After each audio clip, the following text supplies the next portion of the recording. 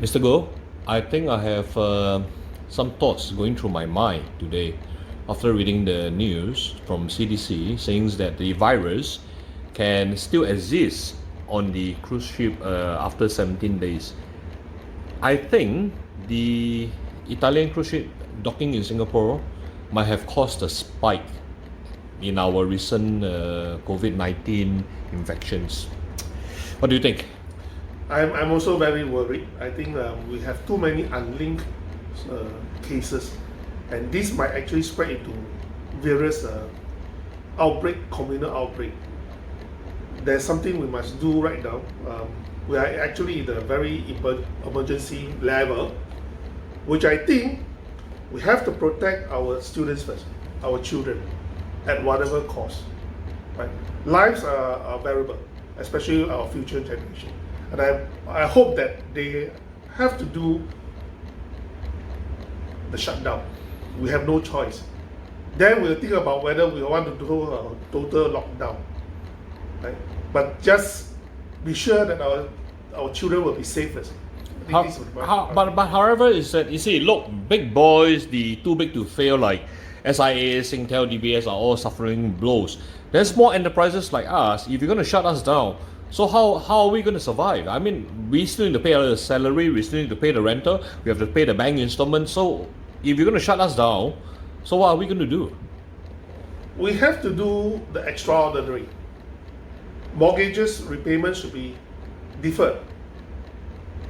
The bank should not actually chase for payment. That's number one. Because the pressure from the bank is actually very great. Right? But for the big boys, I do not think we should use taxpayer money to build them up. Because build up means money go, you will never get it back. Use the bank. Use the bank to provide the loans. But there are actually some booming industry in Singapore, like the casinos. They're still making a lot of money.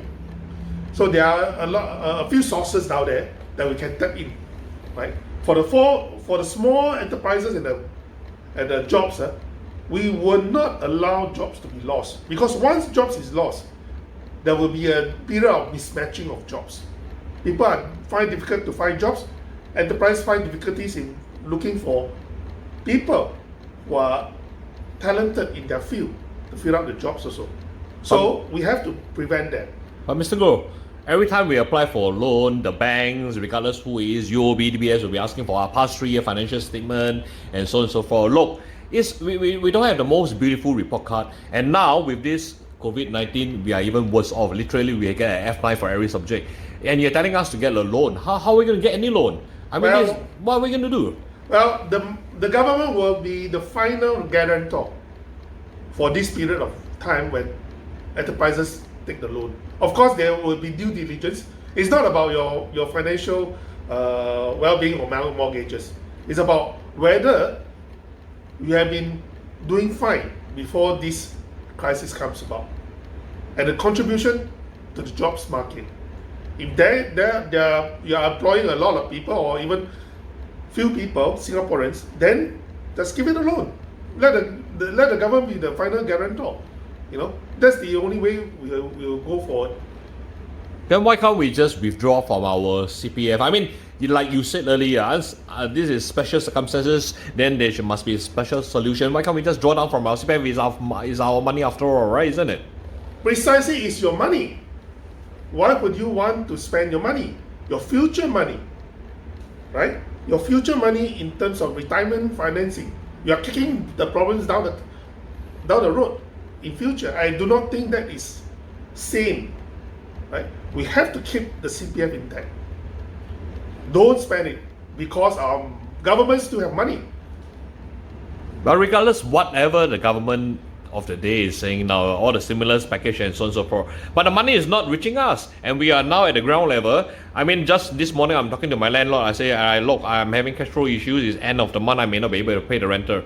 Can I hold back? You know what is his response to me? Look, if you who am I going to talk to? I have to pay my installment. You don't pay me the rental, I'm going to pay my installment. So it become a domino effect. Precisely, it starts from the banking. The banking system, if the government force the banks not to chase for rental or mortgage repayment, there will be no pressure on the landlord. The landlord, if the landlord doesn't have any pressure, you will not pressure the tenant. So it's actually the reverse of a domino. You have to do a reverse. Release the pressure from the mortgages, and the landlord will do the same. But they say these are just only one aspect of our Singaporeans' life. We have car installment, house installment, tuition fees, and all sorts of expenditure over here. But now the company is telling us, oh, we're going to take a 20% pay cut and so on and so forth. The expenditure remains the same, but our real income diminishes. So what are we going to do? I would expect the coming ex-budget stimulus package would have to have addressed that. I mean, I read what Inderjit Seng wrote in the South China Morning Post. I think he have put up very good articles. He said that as long as the enterprise is profitable before the crisis and is employing Singaporeans, the government should step in and try to cushion the salary. I think that is a good idea. The government is telling us social distancing and so on and so forth. Here I am sitting 1 meter away from you, trying to not talk as have been advised and so. But there we have our Prime Minister walking around doing a walkabout in a busy hawker center, barely inches away from each other. So how do you expect us to trust what you politicians are saying now? That is why my party has resisted from doing walkabouts. It is irresponsible. You are showing a very bad example to all the people. And today I was reading one of the articles that says that blame Singaporeans for not taking social distancing seriously. I mean, if your Prime Minister is not taking it seriously, your actions doesn't shows that what you say is important. Singaporeans will take it, oh, you are just saying it for fun, you know. So it must start from the top. The top must take it very seriously, right? Example, do not go for walkabouts. Push all the activities, even the general elections we are expecting them to call, push it off. Because this is actually, we are reaching the peak of the crisis. This is the second wave, and there will be a third wave. After that, most likely it will subside down. Why can't we wait? That is the fundamental question I want to ask the Prime Minister.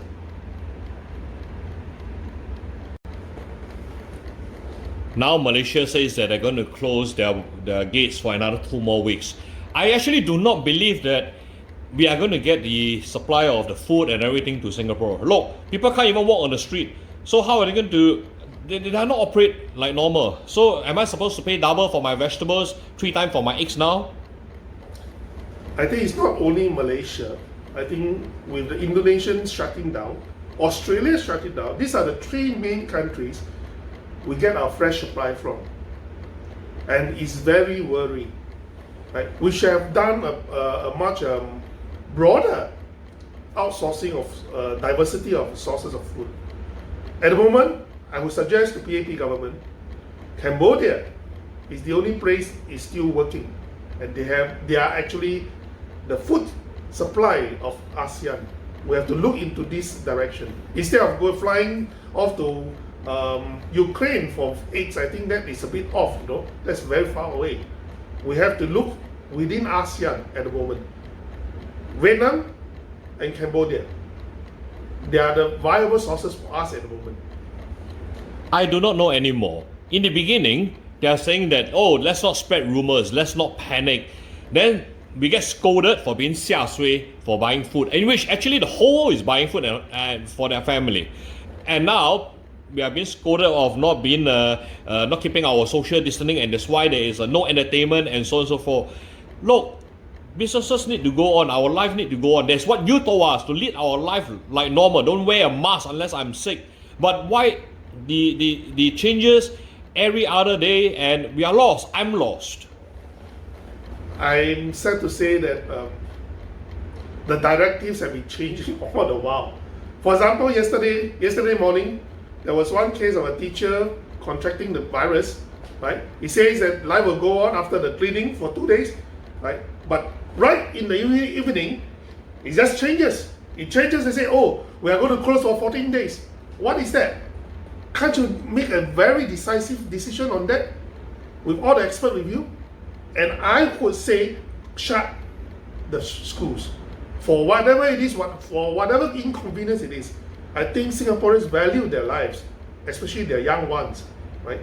Things can be sorted out on the ground level, but on the top, do the right thing, you know? I do not know what stimulus package, what complementary budget this does. I don't know. I don't know about this. What I know now is that I need money on my hand so that I can buy food and pay fees and pay rental and pay installments. Why can't the government just give us cash and give us the cash yesterday so that we can pull through this now?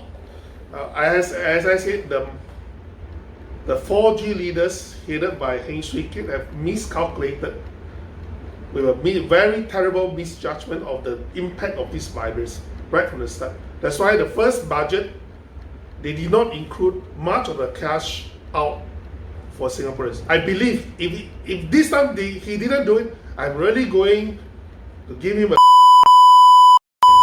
because at this moment, cash is king. And without cash, people will die. People will go bankrupt. Like the economy will really slow down. So he should have a 20 billion, at least a 20 billion package and hand out cash to each household, not by household only, each individuals, right? For them to spend. Because without spending, the economy will go down. And you are already saying that we are shortage of food, right? And prices are actually going up. We are facing an inflation, actually a stagflation. And this will cause a lot of hardship on the ground level. I don't see any light at the end of the tunnel. We have all our blue chip vaporizing. All my shares in blue chips just drop like a stone. I have no business and I have no money to pay for whatever is due and payable. So tell me, is there any light for we Singaporeans at the end of the tunnel? As much as I'm an opposition party member, I do believe we have enough money to pull us through. Everyone can pull through because the government have a lot of money. But on the pretext that the government of the day, Heng Swee Keat, don't act like a measle. No, don't be stingy about it. This is the crisis that we have been saving our money in the reserves for all these years. And it's about time to actually take it out and save the day. And that is the job of the PAP government. This is war. I mean, to me, I view this as war. But we don't seem to have the generals that can lead us to victory in this war. Why?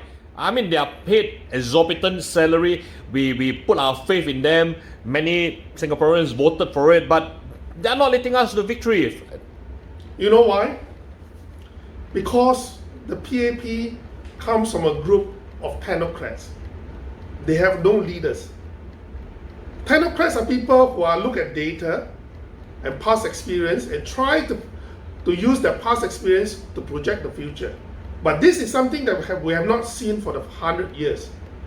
We have not experienced it. They have no experience at all. And they do not have that foresight, the political acumen, to actually decide, this is it. It is a crisis, a big crisis coming in, and I have to stop it. I have to save the day. As I always say, if money can solve the problem, it's not a very serious problem for Singapore because we have the money. But the real problem is lives. We have to save lives and the health of the Singaporeans. And that should be the priority. Well, Mr. Goh, thanks for your advisement. I have to go and earn my penny from the sweat of my brow now. Otherwise, I'm having my head going around like a church mouse begging for money just to tie myself through. So, well, until we see and meet each other again. Yeah. Keep healthy. Keep healthy. Yeah, Mr. keep Goh. healthy. Yeah. Most important, in Chinese, 留着青山在，不怕没柴烧. As long as you have life, you keep yourself alive, keep healthy, we still can progress. Okay, thanks, Mr. Goh. Good day. Bye.